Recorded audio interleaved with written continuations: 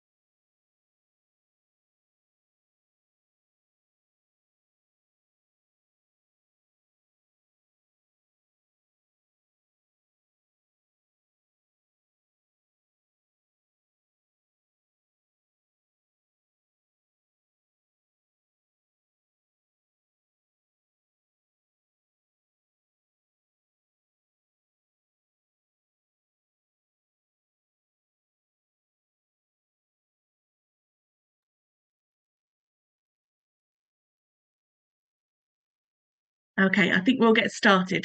So thank you everyone for joining us today. We will be discussing measuring your social value with Helen Clements, who has very kindly joined us from Morgan Sindall Construction. For those of you that don't know me, I'm Emma Alderton. I am the Suffolk Supply Chain Business Engagement Lead for Suffolk Chamber of Commerce. Before we get on to Helen's presentation, for those of you that I haven't particularly interacted with Suffolk Supply Chain before, I just wanted to give you a little bit of an overview of the work that we're doing here. So really Suffolk Supply Chain, a bit of a background. It's a partnership project between Suffolk Chamber of Commerce and Suffolk County Council, funded through the Suffolk Inclusive Growth Investment Fund. There is an acronym for that of some kind. And it's really, the basis is supporting the aspirations of the circular economy and inclusive growth within the area. We want to make sure that the money effectively that's being spent in the area on major projects, those smaller ones, is being kept in Suffolk as much as we possibly can. Our reasons why. So the aim is to improve the supply chain experience. That any of us that have dealt with tendering for contracts and bits and pieces before knows that it can be a bit of an arduous process. So we want to make sure it's as easy to be included within those supply chains as we possibly can make it. We want to support sustainable growth within organisations and make sure that all of the organisations that we have within Suffolk and the surrounding area are with us for the duration, and encouraging, as I say, a Suffolk first supply chain approach, making sure that those companies that are on the doorsteps of these major projects are winning the work that they can.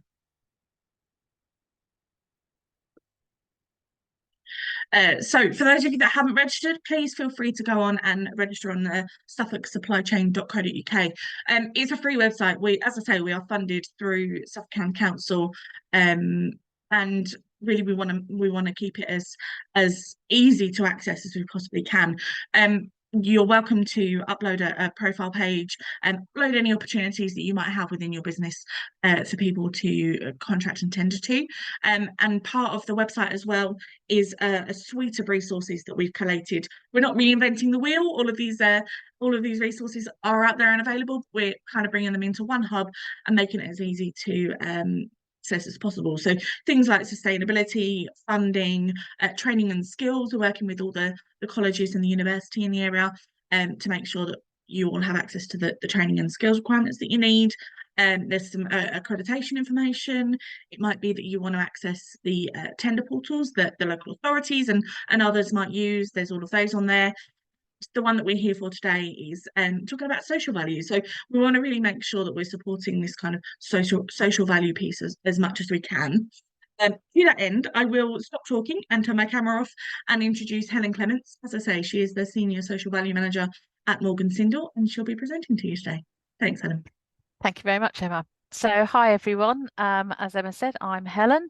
I've worked for Morgan Sindall Construction for about 8 years, and I have worked in the social value arena for about 15 years and seen how it's moved on. Emma, if you could do the next slide for me, please. Thank you. So where did it all start? So back in 2015, world leaders got together and came up with what you can see on your screen are the 17 United Nations Sustainability Goals. I'm not going to read through them all, but you'll see that they all link to things that we hear and see on almost a daily basis within our local communities or here within the news. And to date, we're now at about half time of where they had planned to be at this time, and they've actually only achieved 15% of where they wanted to be, which is quite sad in some ways, and it's one of the reasons what's driving social value through local authorities. If we go to the next slide, please. So what are the current themes from central government that link back to those sustainable goals? So there's the cost of living, and helping communities to manage that cost of living, and what are we all doing to support that? To create new businesses, new jobs, new skills, increase supply chain resilience and capacity. That's partly what this forum has been set up for, is so that your local chambers can support you. And this is happening nationally, and it's really to drive that support. We hear constantly about the environment, and we only saw here yesterday or last night in Suffolk the torrential rain that came down all of a sudden in a short space of time. And we're all being asked, what can we do to look after that environment? And we're all stewards of it and making sure that we're improving it. Some of you may have heard about the workforce inequality and reducing disability employment gap.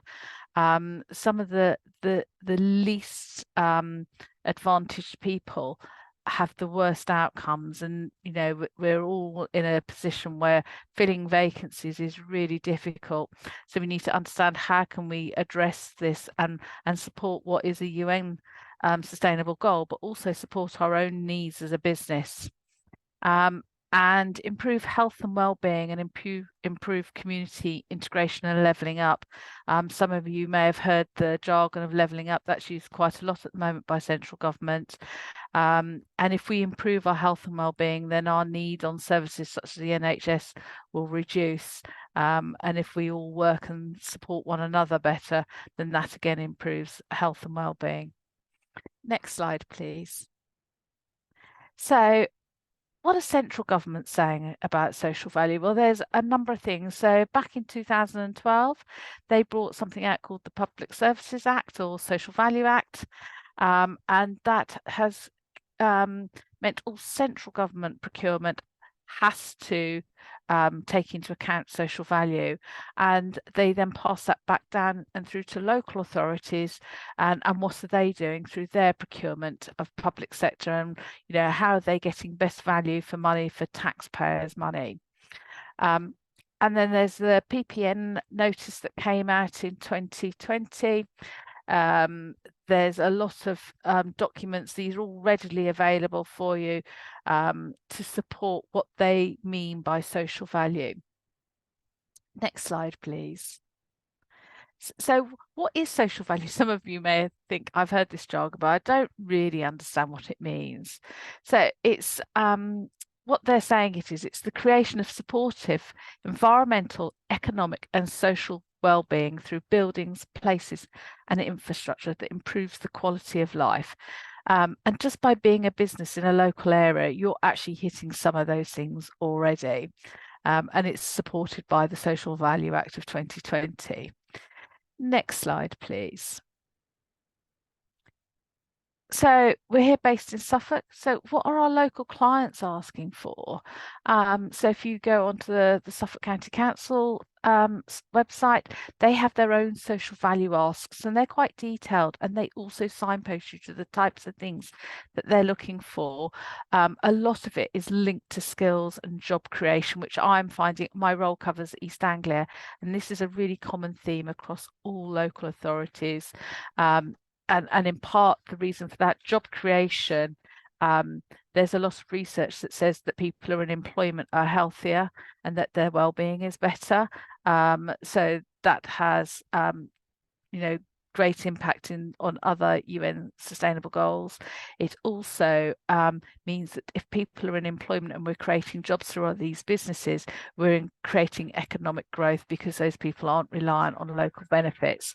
So that's why most of them are either focusing on environment or skills. Environment, it's quite obvious why, well, I feel it's quite obvious why we're being asked to focus on that. And we all are probably aware that we've got Sizewell C, one of the largest projects across Europe, on our doorstep, and they have their own commitments and things that they want to achieve. And again, you'll see it's about local spend, about diversity, inclusion, it's about employment, apprenticeships, and a huge amount around environment, which we're finding. And in fact, environment now quite often is a question all on its own rather than embedded as social value, but it does come under both. Next slide, please. So what are tier one contractors like us doing? So there's a number of things. We're all doing something of a similar nature. We might just word it slightly differently, and we've all got our own drivers that we're wanting to do. But if you go to any of the large contractors' websites, you will see that they have got social value tabs now. You'll see policy statements, you'll see lots of case studies of the things they're doing. And actually, it's quite a good place to go if you're looking like what could social value look like. Look at the larger companies and what they're doing and think, right, how could I do that as a scaled down version for us? Next slide, please. Okay. So what does it actually mean when you're the tier one? What are you doing to address those client needs? So most of the tier ones now actually create social value plans, and it's a bit like a method statement that you would do for if you're tendering for a construction project. We're having to do method statements about what we're going to do and how we're going to achieve it. What are our targets? And the clients really like this, and they're saying sometimes you don't have to do anything big. It's just the little things that can make a difference. And it's making sure that you highlight those little things that you're doing, because collectively they make the big difference. Next slide, please. Again, you'll see there's a number of initiatives that tier ones are doing. Also, I'm seeing some of our subcontractors doing this type of thing as well. So as Morgan Sindall, we are doing lots of things around the environment, which again is quite a common theme now across the tier ones. National Highways have committed to having the largest ever low use, low carbon hydrogen construction plant on the planned Lower Thames crossing, which is a mega project. So there's all these things going on that if you are supply chain for any of these larger companies, you will be being asked to look at, and what are you doing and how are you developing that yourself? Next slide, please. So there's a little saying that what gets measured gets done, and what gets recognised gets done again and even better. And it's really, really important. In the time I've been doing social value, it's gone from being lip service. You could sort of write what you wanted in tenders. You could sort of deliver some of what you said, but nobody was really checking to make sure it's being delivered. That has now completely changed. we're not only being asked about where are those targets coming from, but they're asking us to evidence it upfront as well as evidence it quarterly during the project. And that means we need the supply chain to support us, because the supply chain are the people that actually build the buildings or whatever sector it is that you're supporting. So it's really important to be thinking about how we're going to be collecting evidence and what sorts of things could we be collecting evidence on. So next slide, please. So tier ones are, and some of the smaller companies are now starting to use some of the tools that you can see on here. So there's Loop, which some of the frameworks are using. Thrive is what I'm finding smaller companies are using. I think it's quite accessible to the smaller companies.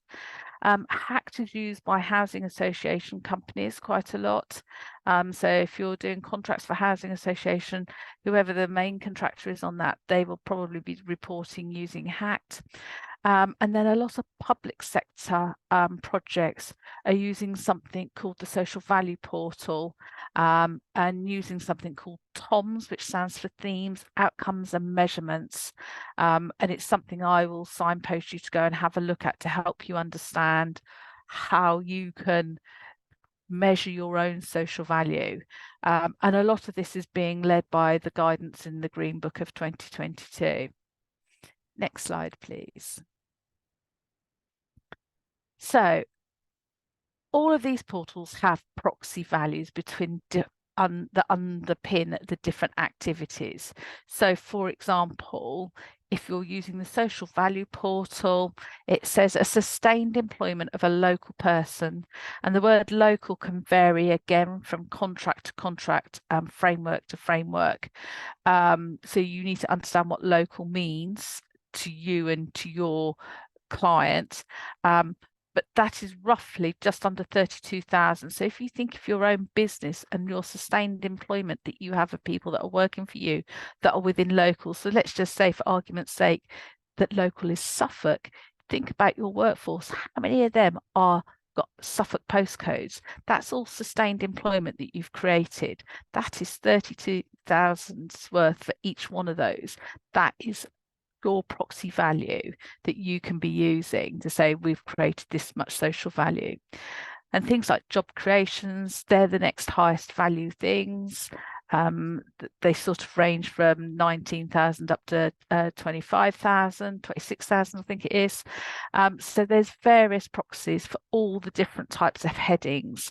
And within those, you then have to evidence it. So one of the best examples I use is apprenticeships. So when I first started having to report on apprenticeships, all we had to do was say how many weeks the apprentices were doing, no other detail. Sometimes we might need to say how many apprentices did those, however many weeks it was. Now we have to let them know the initials of the apprentice, who the training provider is, what's the qualification they're doing, what level is that qualification, how many years is that qualification, what was the start date for them, what's going to be the finish date of them completing their apprenticeship, and how many weeks they've done on site for you. So you can see there's a lot more detail to evidence so that they know we're not just writing numbers down for the sake of writing numbers. Next slide, please. And all of these different elements get monetized, and some things have higher values than others. Some things you will look at it and you'll think, well, I'm doing that anyway. And that's what I'm trying to say is most of the companies that we work with already doing social value, they just didn't know to monetize it and evidence that they're doing those things.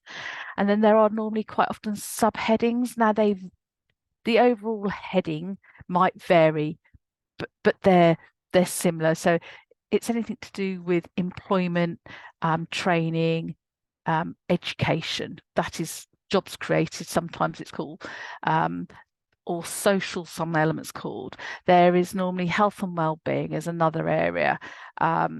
Growth, again, that's again about using local subcontractors. So if you think about your own supply chain, how many of those are local companies that you're giving your money to. So for example, you might be a contractor that's buying your materials from a local resource.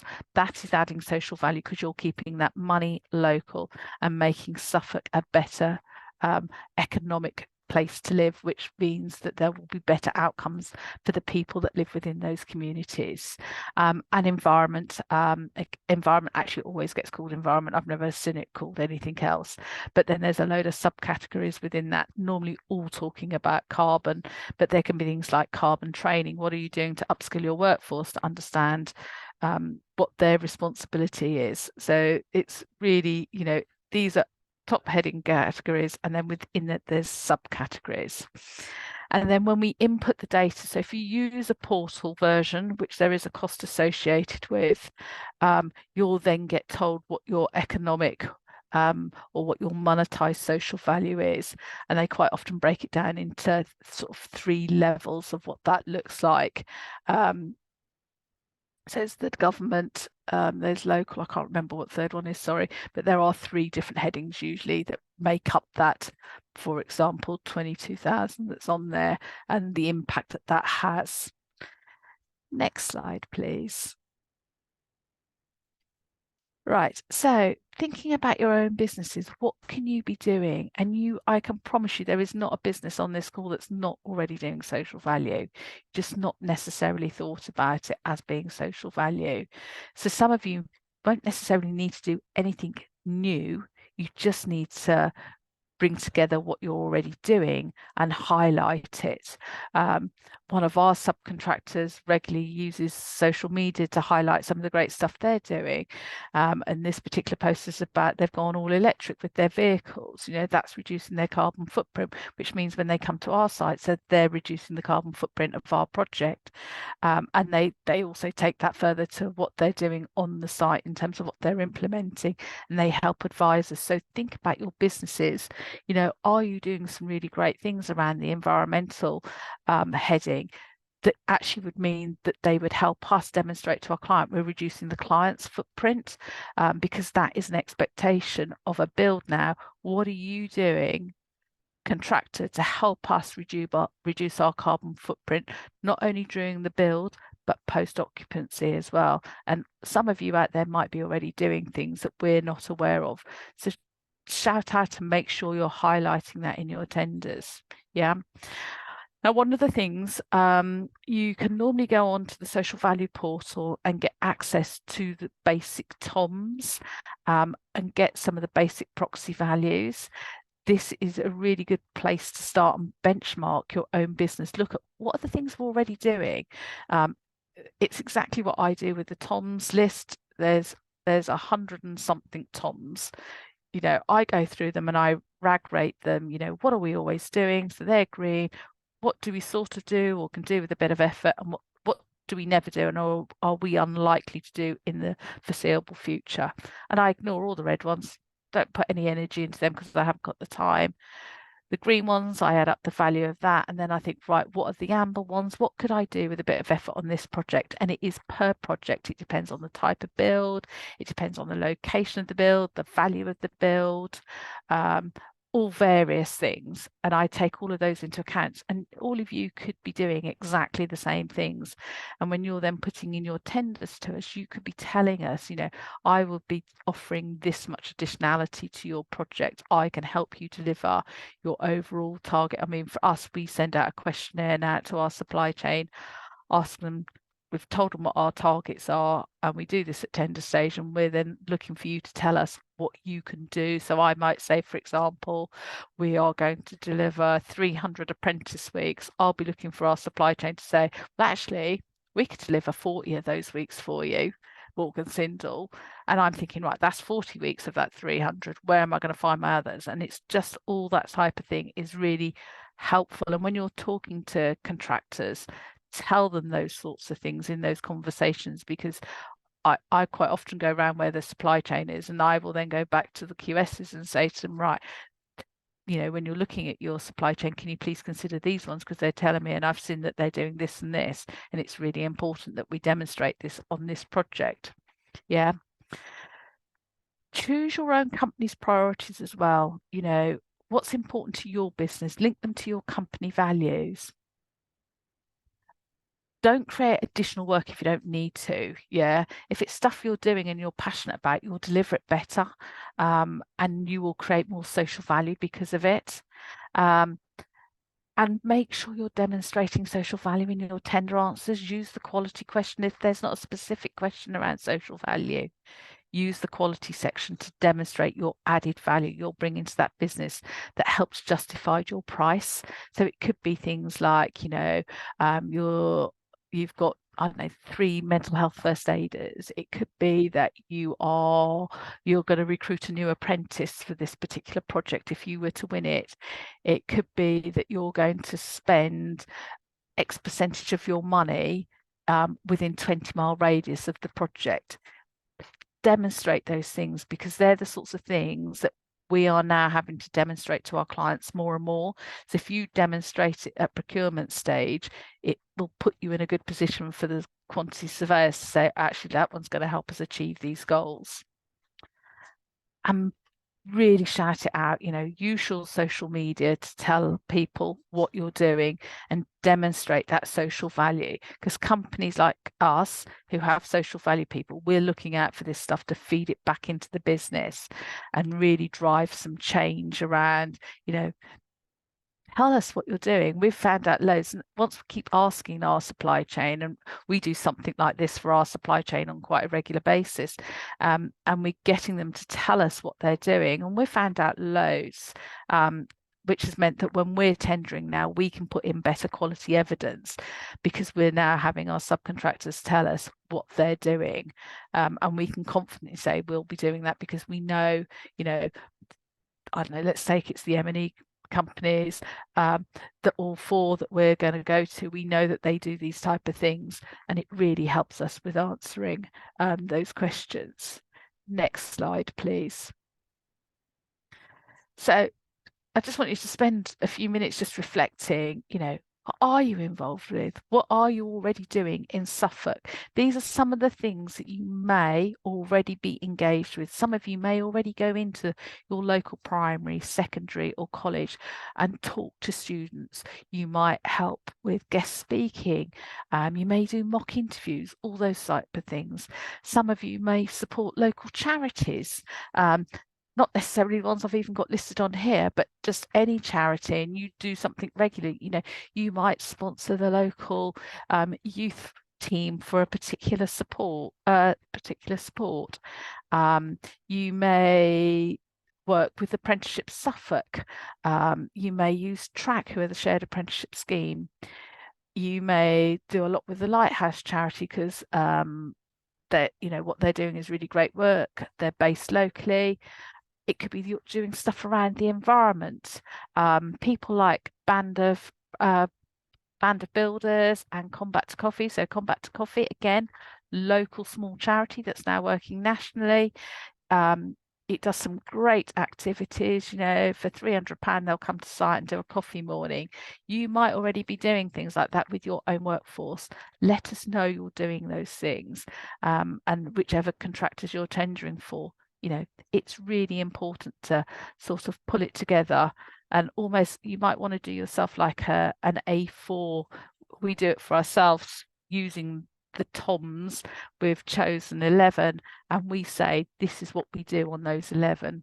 Every project, irrelevant of whether a client is asking us for us to do that or not, and then we'll bespoke it further with adding additional ones that support that specific client in that specific community.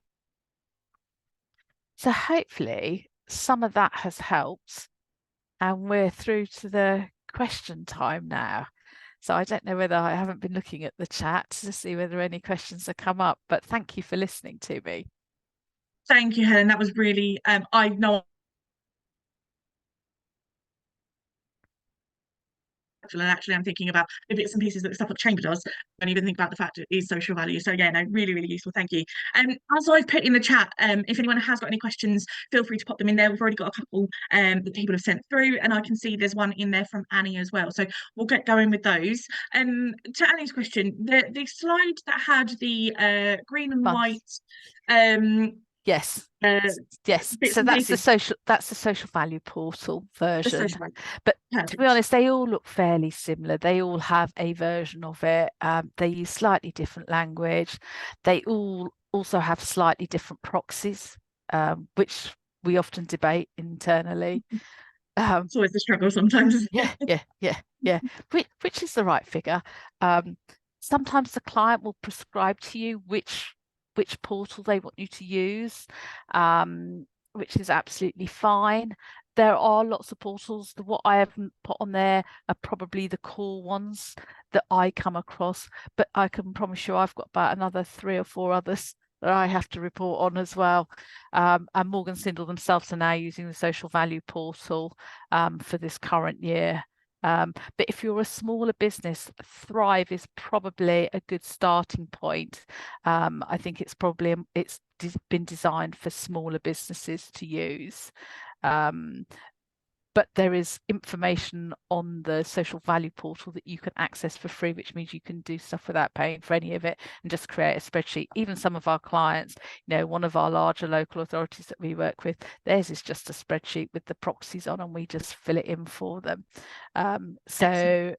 And my tip would be, what we do as Morgan Sindall is we have created, so our 11 core TOMs, we've got the proxy value in, and we've called that our social value charter.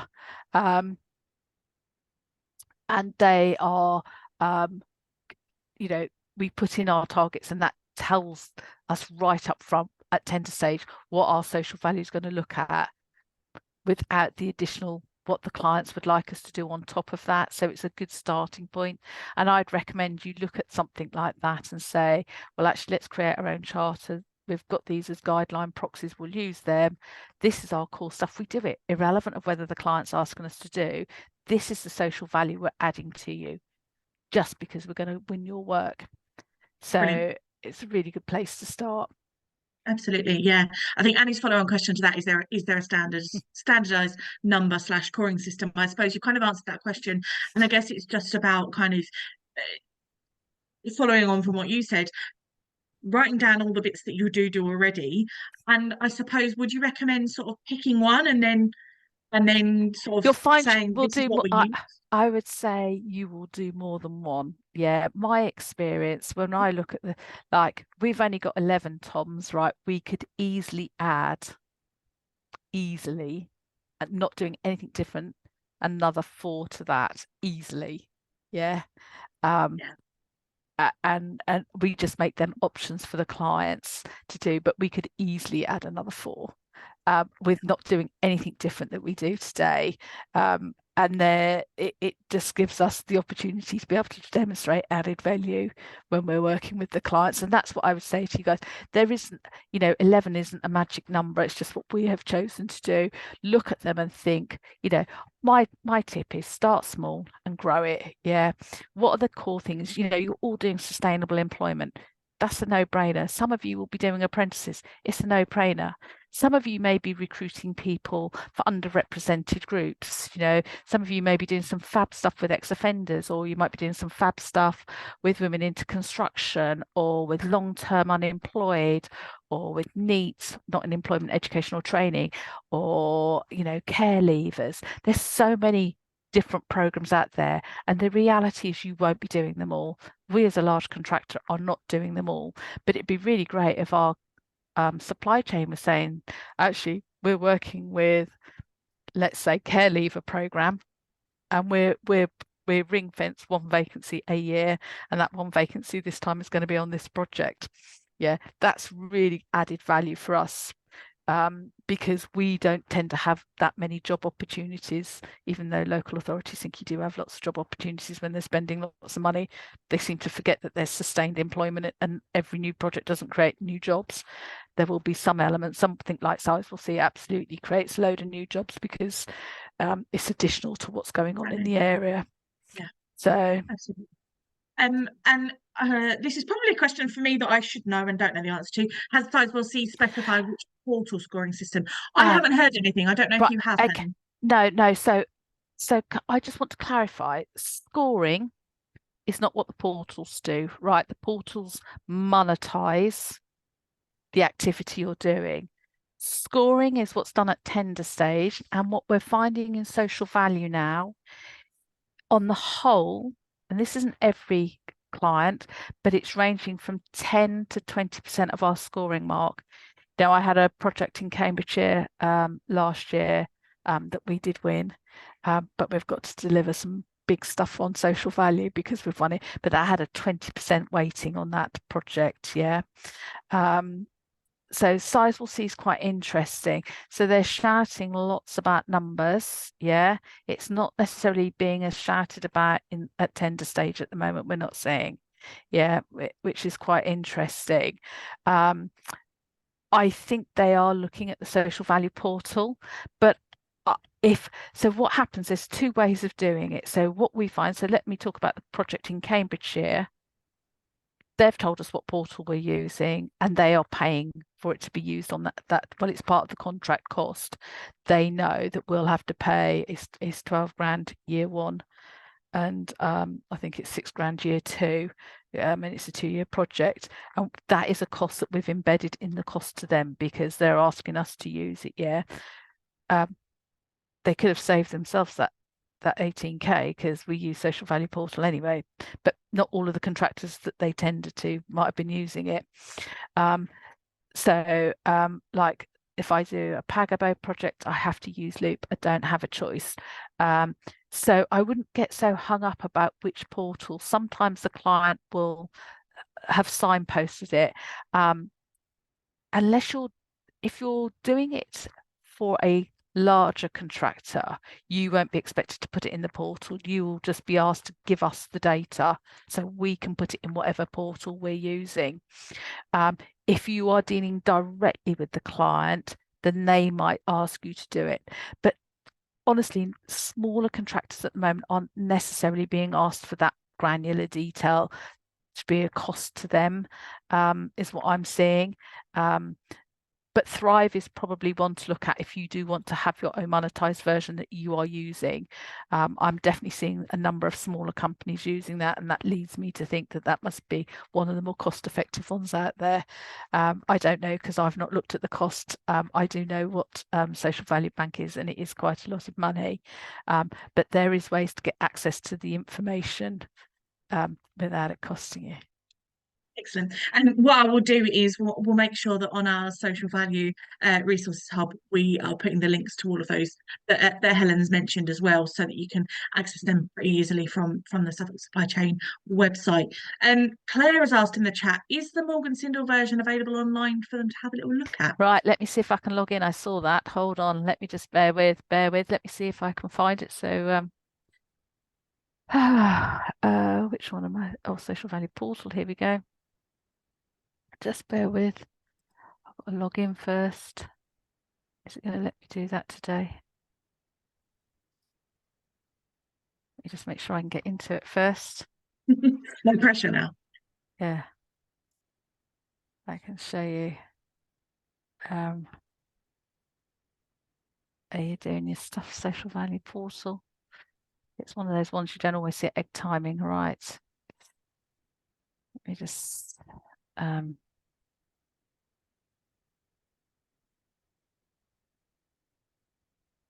right, okay.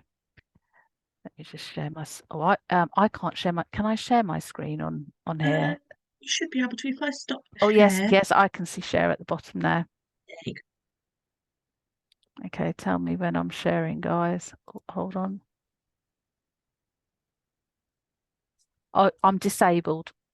Oh, so you just need to enable me, please. How do you do that? I'm not a Zoom user. I reckon, is it if you go into participants?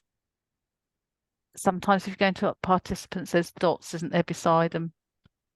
Because I'm a panelist, there's something in there, I know. I make you a co-host, then you should be able to. Yes, that's it. Okay. Yeah, I can do it now. Where's me? Here we go. Right, okay. Perfect, we can see that now. Yep, you can see it. Okay, so this is social. This is all of Morgan Sindall at the moment construction that you can see. Yeah, And then we can do, let's see if I can find one of my projects on here. I actually haven't got very much on here at the moment because we've only just started using this. Where's my, oh, DAC, here we go. I don't think I've actually reported yet, so, but it's on here. So you can see, I can have, so I'm still relatively new to this, so this is might not be perfect training that you're seeing. Yeah, I can just report and I can add to my first Tom's, yeah, so I could go in and I can look at it. And you can see then there's all these headings, yeah, and I just put into them. That looks really straightforward and easy to use, to be fair. It I is, and you personally just thought it would be upload. complicated, but yeah, absolutely. Yeah, no, and you can see I can do it by themes. So you can see these are the different themes. Social value portal use innovation as well, but then the innovation ones also link back to any one of these. But if I go Okay. into jobs, it pulls all the job ones together for me.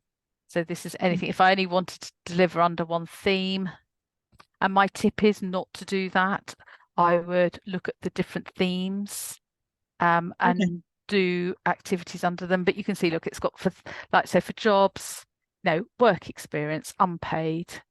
FTE is an interesting one, guys. It's so one of the mistakes we all made when we first started using it, we ignored the word FTE. And we just saw number of local people and we're like, oh, that's easy. Oh, we've got 5 people locally that's employed by us on that project. But FTE is how many 52 weeks are local. Yeah. So full-time equivalent is one person doing, or is 52 weeks of a person. Yeah. So it could be made up of 2 people doing 26 weeks each. Yeah, equals your 1 FTE. But the nature of construction particularly is there's not actually that many people that are on the project the whole 52 weeks that aren't the main contractor. So it's made up by lots of little number of FTEs to make the full FTE. But yeah, so does that help those that were asking? Yeah. I'm gonna say yes for the group. Right, I'll stop sharing now. It's really useful to just see a bit of an insight into how it works, I think. If any of us are looking to measure, I think it's just really useful. Yeah, and they're all variations. Some are a bit more clunky than others. I've not used Thrive, so I don't know what that looks like.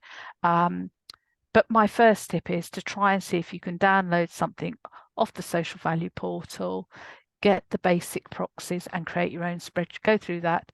I rag rate it.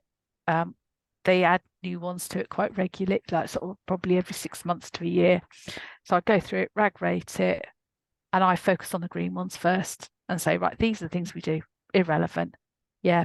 And that's what I would focus on if I was you. And then I'd perhaps start looking at some of the amber ones and thinking, well, actually, we could do that if we made a bit of effort, or I focused on that particular area, or I know that's important to that client.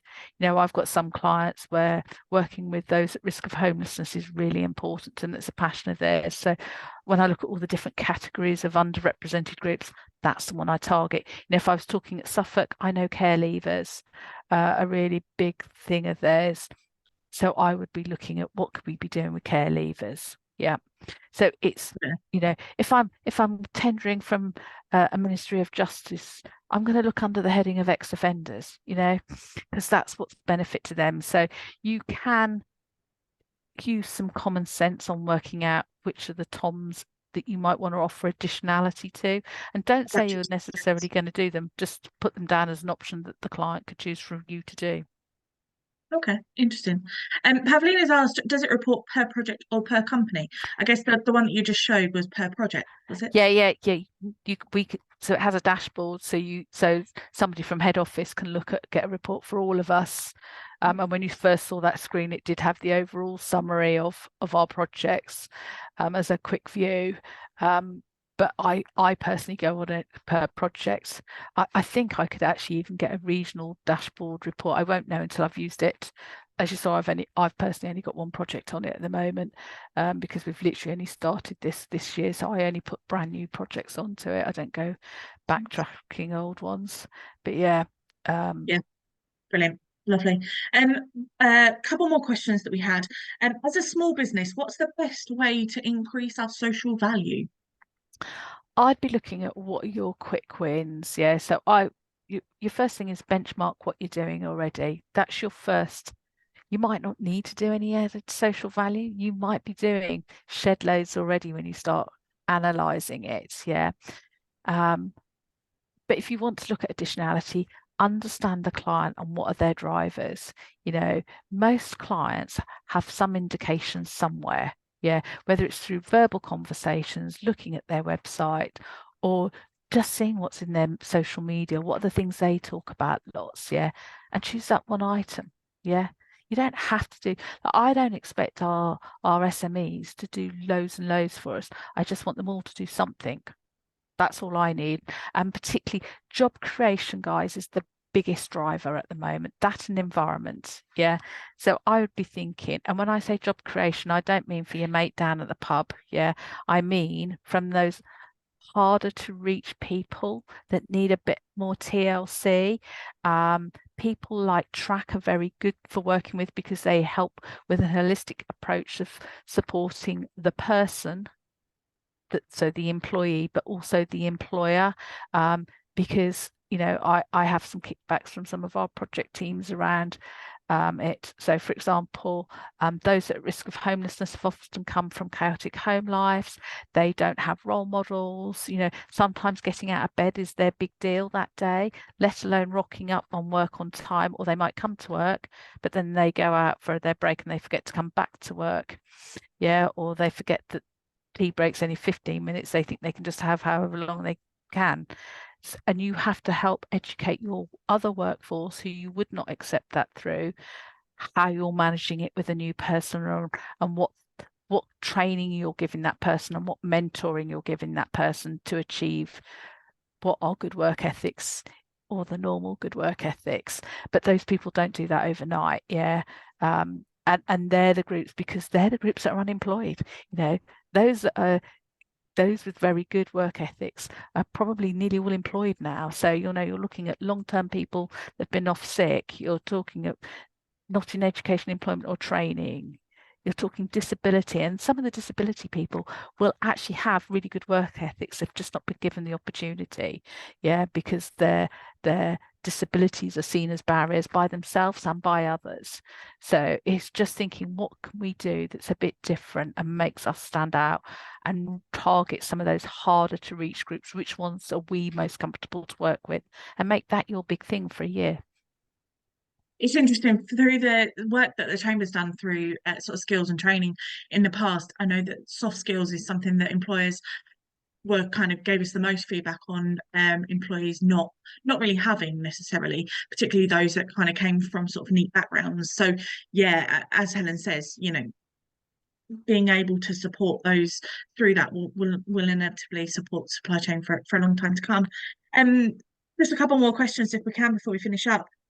How do you, as a large organisation at Morgan Sindall, decide what types of social value you'd like to create?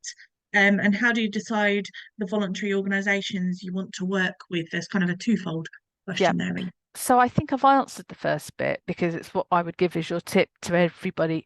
I get to know my client. I get to know what are their drivers, what's important to them. And I align it to what's important to us as well. Does it meet our values and what we want to achieve? And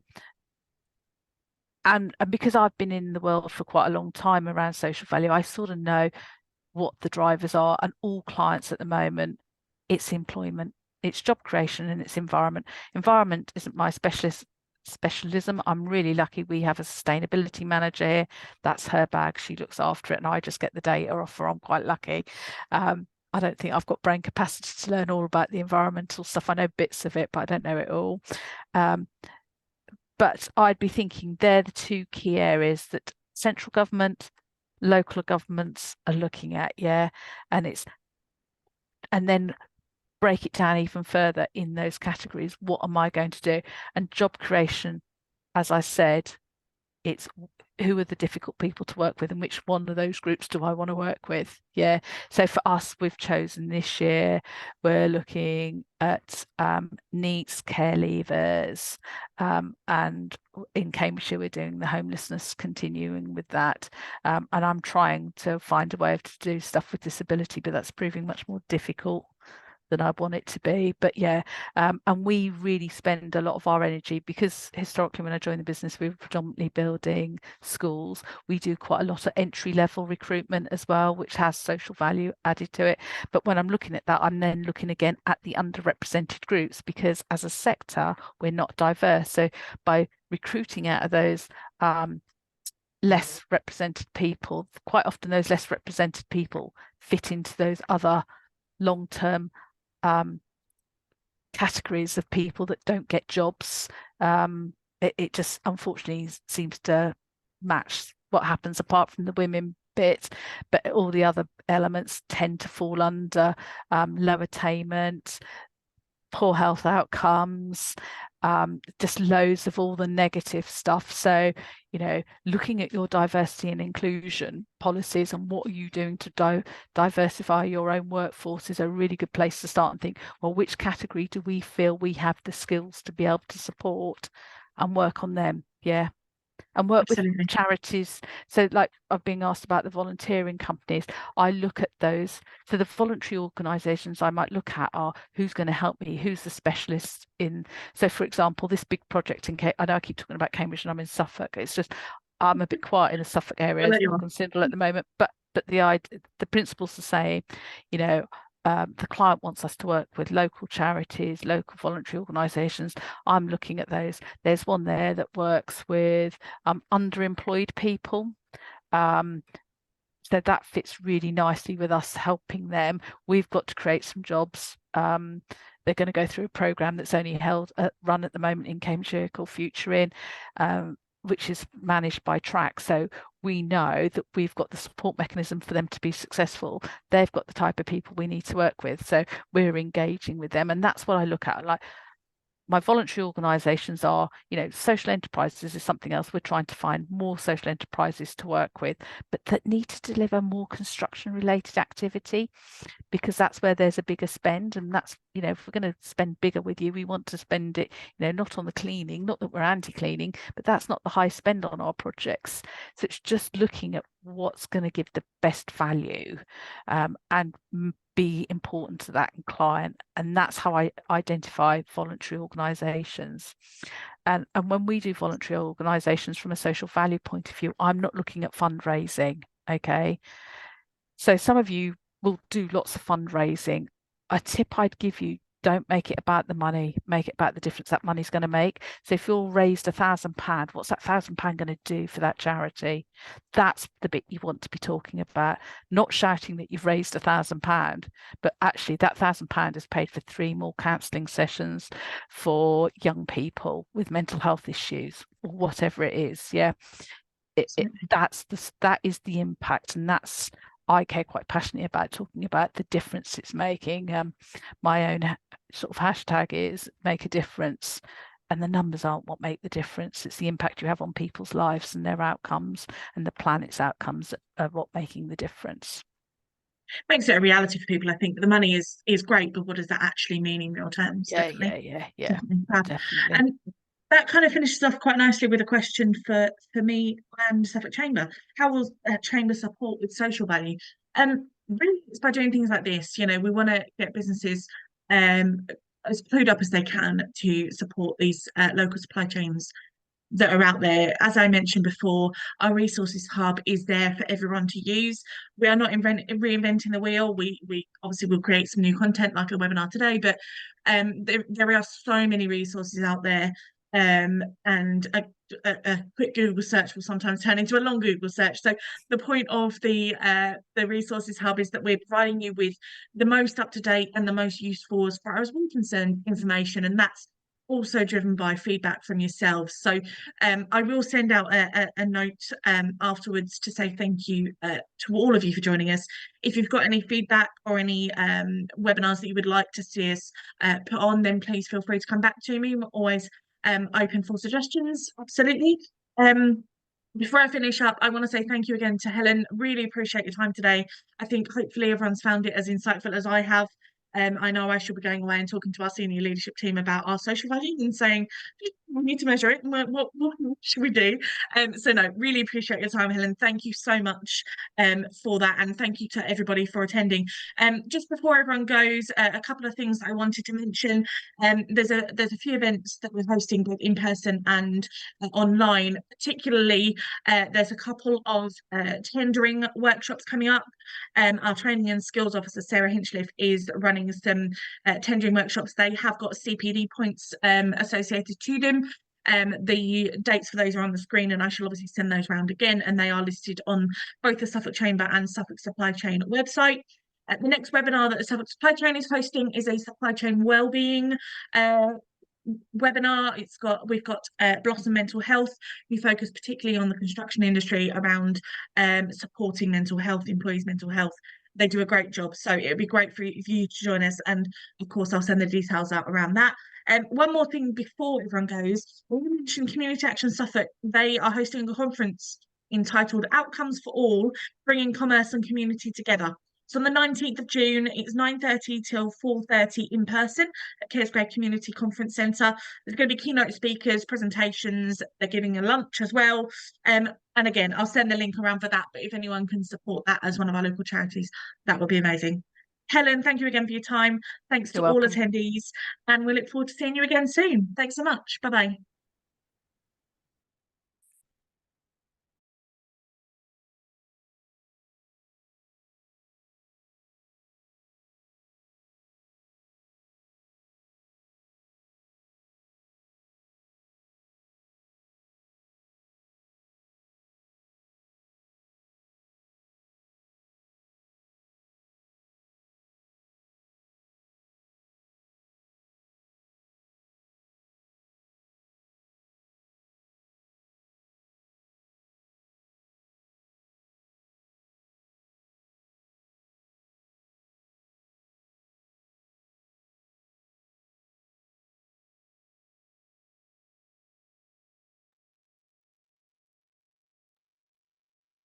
We're back. Thank you so much for that. That was really That's all great. right. That's all right. It might be in your resources worth seeing if you can access and download the proxies for of the social value portal, because Absolutely. I think that's a really good place to start, and perhaps using